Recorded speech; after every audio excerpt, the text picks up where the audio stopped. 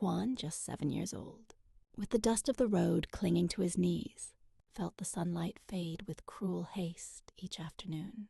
His grandmother invariably sent him to Rosalia's farm in the neighboring countryside to fetch milk. The empty, cold aluminum can clanged with every step, and that clang was the only sound that competed with the rapid beating of his heart. The true terror began when the sky shifted from burnt orange to ink blue, and the shadows lengthened, distorting the bushes and turning them into spectral silhouettes. His imagination ran wild.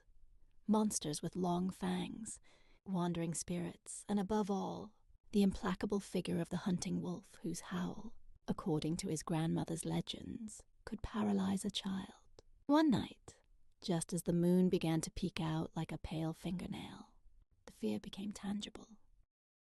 A sharp crack, followed by a low, nervous growl, stopped him dead in his tracks beside the old oak tree.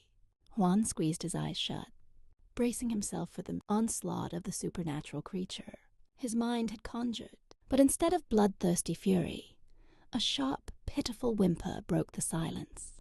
He dared open one eye, then the other, and what he found was not the beast of his nightmares, but a young wolf cub, small and extremely thin, its amber eyes fixed on him, trembling with terror.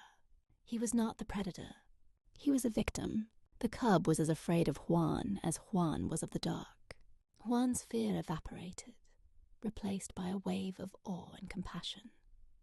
Slowly, as if afraid of breaking a spell, he took a crust of stale bread from his pocket, a piece he had saved from his afternoon snack. He dropped it to the ground.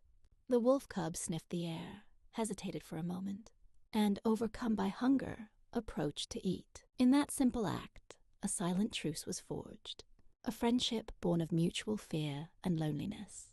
The milk can seemed infinitely less important than the small animal who, for the first time, looked at him without fleeing. From that night on, the task of fetching the milk became Juan's most cherished adventure. The wolf cub, whom he named Shadow, because of his ability to appear at dusk, waited faithfully for him at the fork in the path.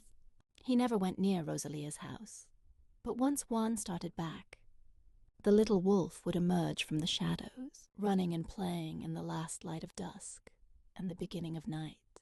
They became an inseparable pair. The boy laughed as he watched Shadow jump and bite the projected shadows. The wolf ran happily beside the boy. There were no more monsters or terror in the dark field, only the cheerful sound of two friends keeping each other company, proving that sometimes what is most feared is only what most needs a companion. Traducir. También se buscó DeepL, Lingüe, Microsoft Translator,